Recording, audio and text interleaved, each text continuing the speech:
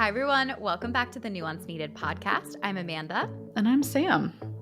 And we're really excited for this special episode. It is a crossover episode with Whitney Goodman, who is a licensed marriage and family therapist. She is the author of Toxic Positivity and the founder of Calling Home, which is this incredible community that helps adults who have difficult relationships with their family. Mm-hmm.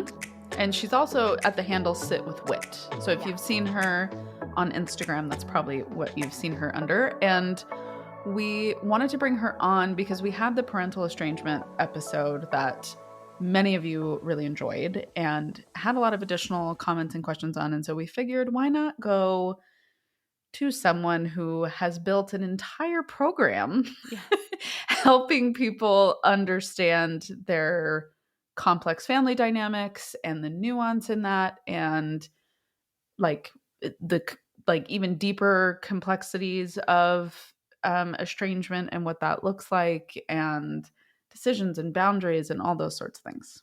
So this is like a 2-part episode. The first part is airing on her podcast. It aired yesterday on Calling Home podcast. So please go listen to that first part of the episode where we dive into essentially we break down myths of parental estrangement, and we talk about the TikTok trends of it, and we share the nuance, and Whitney also shares her experience as someone who really specializes in this work. Mm-hmm. And then when you come back here, we are going to spend this episode talking about some of the personal sides of estrangement, how it impacts therapists, and we also really just talk about how to be a better parent, how to be a parent who doesn't end up in a situation. Obviously, you can never predict with certainty whether this will happen, but Whitney gives us some of her best techniques and ideas to prevent parental estrangement from happening. Yep. It's great. We absolutely love talking to her, and we can't wait for you to hear it.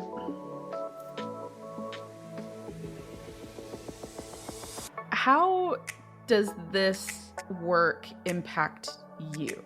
Like, how has it caused you to be reflective of things? Because I think something that we talk about a lot as therapists, and I think for those of us that are content creators or have platforms, we're talking a lot about how all of this impacts the people that we work with and our communities and people that follow us. But I'm just really interested, like, to be so deep, how has it impacted you? Thank you for asking. That's a really nice question. I do think people don't really consider how it'll be interesting to study in like 10 years how all of us are warped fried by this work, you know. It's interesting. I've never shared this, but people ask me a lot if I'm estranged from my parents, and I'm not. Amanda's met my parents. Like, I'm not estranged from them, and this work for me was not born out of like a place of personal experience necessarily. Right. I am like the type of person that when I see a group of people not being understood and I feel like there is some type of injustice there, I'm like, oh, I am going to take up that cause. Yeah. And doing that, I think, has put me somewhat in the line of fire, like we talked about, from people who are in a lot of pain.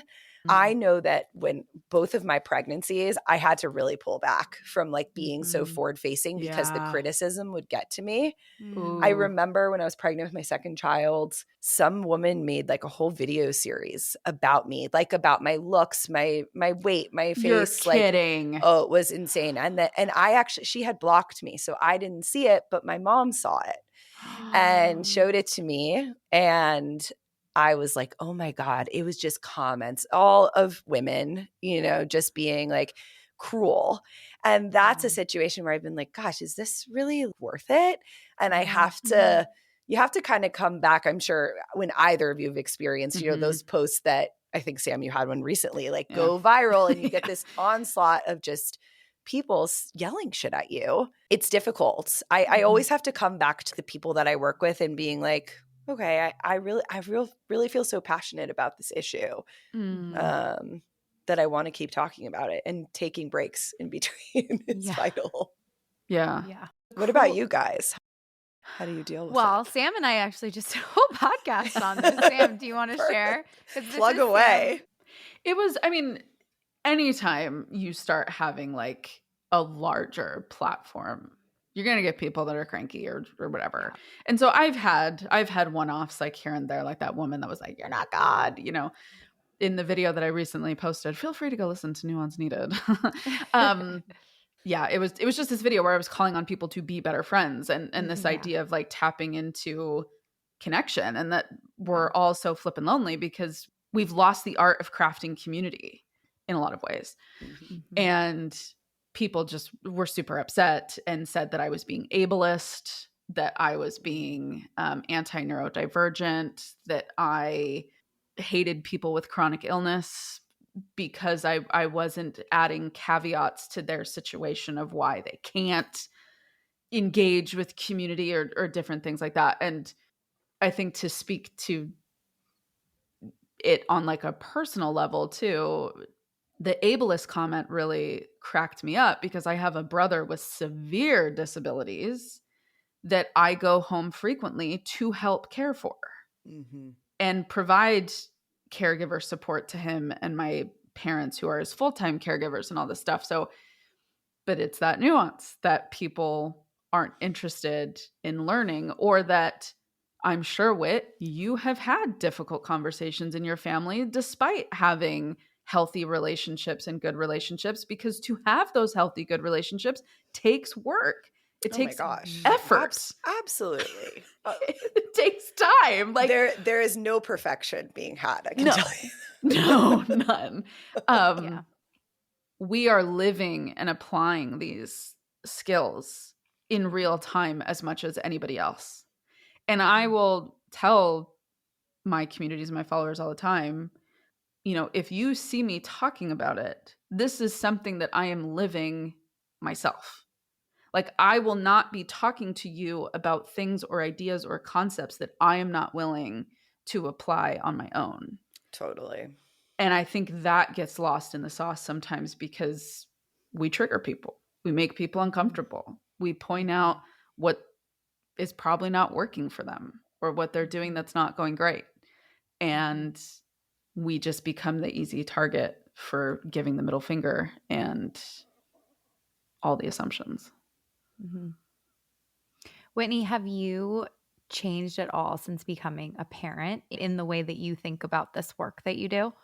Yeah, I expected it to make me feel more understanding, maybe of the parent who doesn't have a relationship, and it actually made me less understanding of the ability to like not apologize, not like humble yourself, listen, be accountable, just because I find that that's something that I am trying to do all the time with my young children. And it's so important to me that I'm just like, I am not so naive to think that my kids aren't going to mess up and disappoint me and we're going to have push buttons. Issues. Yeah, but that repair piece like has become even more important to me as a parent, and harder for me to understand a parent who isn't willing to feel the discomfort to do that. I feel the same way. Since Yeah. I figured I would feel more compassion towards adults that are parents. Right. I And just have more compassion for kids. Yeah. I do too. I do too. Yeah. Yeah. I made the choice to have a child and I knew what that involved and I thought seriously about the choice. And obviously not every parent has that privilege.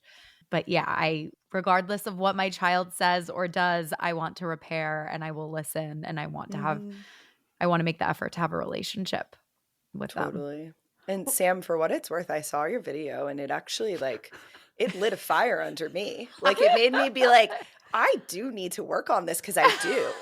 And it was really helpful. Like when I saw you be like, oh, I had this viral post, I was like, I have to go check it out. And then I found it and it really, it was helpful to me personally. So thank you. Well, you have one fan. Thank you. No, I mean, and I too, like, that's the thing. Like, I was calling myself out. Right. As well, of being like, you know what? Because I just moved and I need to be putting myself out there to like build community and being more vulnerable and saying what I need and actually following through on that. But I think you're both, as the one who does not have a child, but is a child. Yes. I am a child of my parents. I've had to do some pretty intensive repair work at times with my own parents. And I feel incredibly lucky that my parents have both been very open to their own work, which I think is indicative of some generational trauma and patterns that they chose to break. And I think you've both brought up the word repair. And I think that word gets made so complicated because it makes people so uncomfortable when it is actually incredibly simple. Like, think of how quickly your pain and your negative feelings will dissipate when someone just looks at you and says, you know what? You're right. I'm sorry. No caveats, no explanations, no justifications. Just, I'm sorry about that. And I would really like to move forward. Like, the shift and the mood is pretty quick. And it's almost jarring to the other person because in your head, you're like, you've had the argument in the shower for the last 3 months. And so, like, now that it's the person's in front of you, for them to just be like, I'm hands up, I'm sorry. You're like, are you sure? Okay. It sucks the air out of the room. And I just want that to be out there to repair. I know it's really vulnerable. And in that moment, it's a really big step to be able to say, I'm sorry. And that takes a lot of ego death. Yeah. It's really vulnerable. It's so right? vulnerable. To be like, and to hold that emotional space and not be defensive. It's simple, but it's really hard to do, especially if it wasn't modeled to you. I don't think I even knew how to do it until I was sober because I had to really have a lot of hard conversations and apologize. But I think about our parents and modeling, right? Our parents weren't given that grace from their parents. So then we don't even know what it's like to have someone authentically say that. And I wonder, Whitney, too, in your work, I bet you see that there are misconceptions about parents and you never apologize to your children. Like, what are some of those that come up? Yeah, I mean, I think that parents do feel like if they apologize, they are saying that they are bad. They are admitting fault. And very much the black and white thinking that you all talk about. Like, I can only be a good parent if I am infallible. I never say I'm sorry. When I think what we're saying here is like everybody has something to be sorry for. All three of us here. I have to apologize or recognize, what I'm doing all the time, with my spouse. I say something in a tone like, oh, I didn't mean to say it like that. This is what's going on with me today. That I also recommend that, like, start with these little moments. You don't have to go back to the biggest things that you have caused in your whole life, So true. As a first entry point to that. Can you start by just recognizing when you snapped at someone, when you're kind of in a bad mood, when you didn't show up when you said you were going to, like anything little like that, to practice using that muscle that you're not going to die.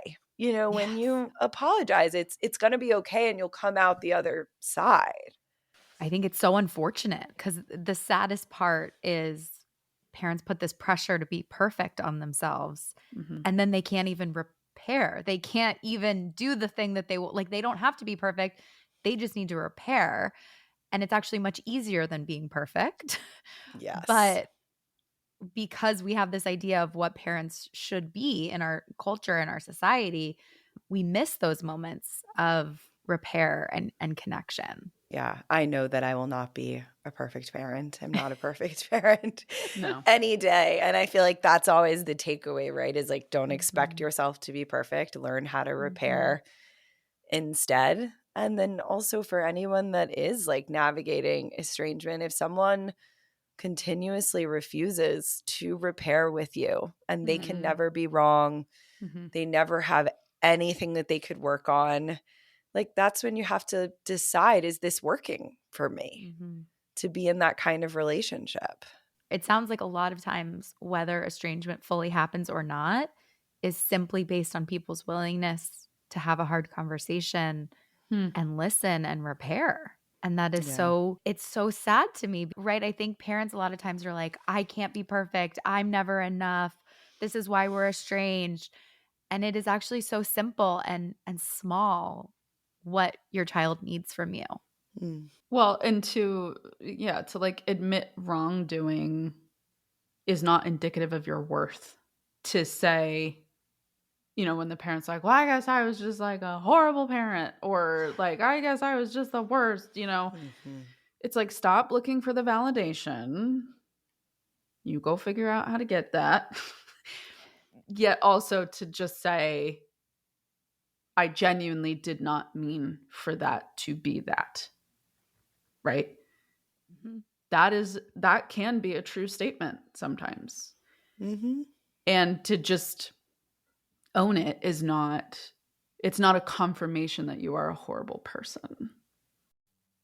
If you are hearing Sam and Whitney and I talk all about parental estrangement and wondering about your own relationship with your child or other people in your life that are emotionally unavailable, and you're thinking that you may need some extra support, I would love for you to check out my practice, Therapy for Women Center. We are virtually in 42 states across the country, but we also are local to the Philadelphia area. We have 3 offices there, and we're coming soon to New Jersey and Florida. So check us out to learn more. We would love to support you wherever you are on this journey. I have this like running thought in my mind, Amanda, that maybe you can relate to, that my kids, when they're like 17, 18, are going to be like, you and dad worked so much and you were never around. And my friend so-and-so, his mom stayed home. And like, that's clearly representative of me being like, there's just so many things I want out of life. It doesn't feel like there's enough time for all of them. And I feel like I run through that. Like I would want to say, okay, tell me what you felt like you were missing out on when I wasn't around. You know, what was it like for you to have parents that worked like that? And it might happen that one of my kids is inspired by how much we worked and the other one thinks it's horrible, you know, and being able to have those conversations of like not expecting for your kids to receive all of your decisions well. Doesn't mean they hate you or they don't want to have a relationship with you, but we're all making meaning about our lives, right? Like wondering, Mom, why'd you choose this? Why'd you do that? It had this impact on me. And I just want to understand and talk about it. I don't necessarily want to blame you. Yeah. I mean, I think that is one of the best things about any relationship, sort of, but especially a parent-child relationship, is that curiosity, is being able to understand why someone made the choices they made, whether we liked them or we didn't. Yeah. I think about that a lot as well. And that's what's so hard about being a parent, is you can't do everything.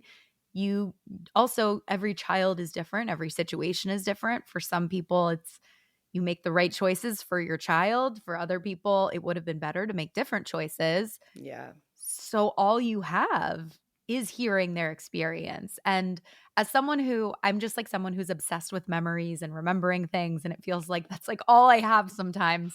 Maybe also since, you know, having a child, I feel like my brain is worse. So I'm extra trying to hold on to everything. But I would hope that a parent is super fascinated in their child and like thinks they're amazing. And how do we go from thinking that your newborn looking at you and holding your finger is the most fascinating thing in the world, to then not being interested in how their childhood was? I don't know how to reconcile with that. I know. That also makes me sad, you know, just like not having that desire to understand because of how painful it would be for you, which I think at the end of the day is like, parents, you have to do your own work. Like you have to get clear on what your shit is. Yes. So that when your kid comes to you, you don't recoil from that because you're so scared. Yeah. Can I also say, as a person who's not a mom, I think with my friends who are parents, my clients who are parents, there's not a lot of content about existing in the middle. And when I say the middle, I mean from about age 5 to 18. I feel like there's kind of a gap, and maybe I'm missing something because clearly my FYPs are going to be much different from the two of yours.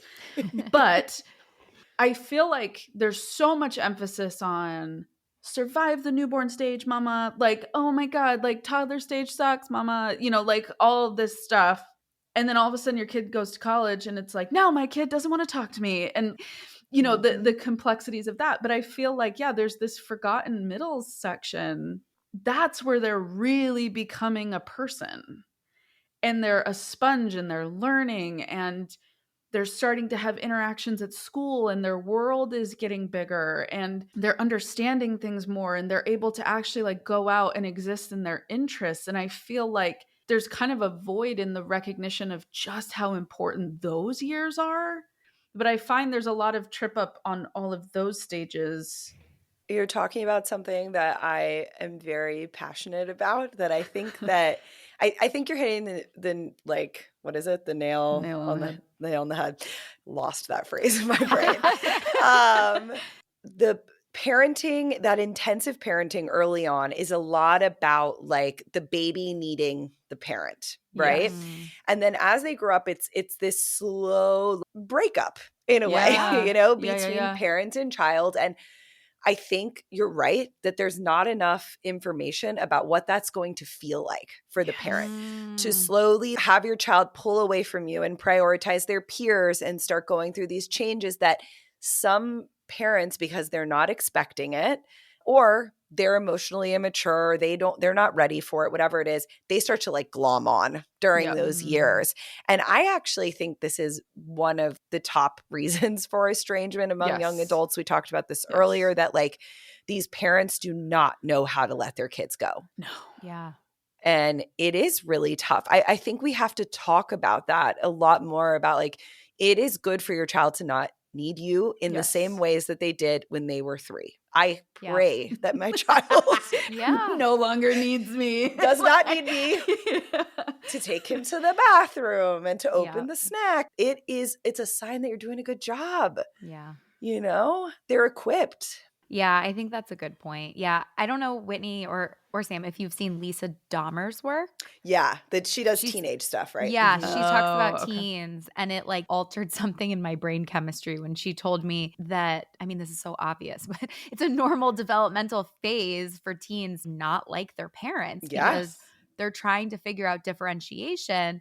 So all their brains know is anything like my parents is not good, isn't like cool. So I'm going to be totally different.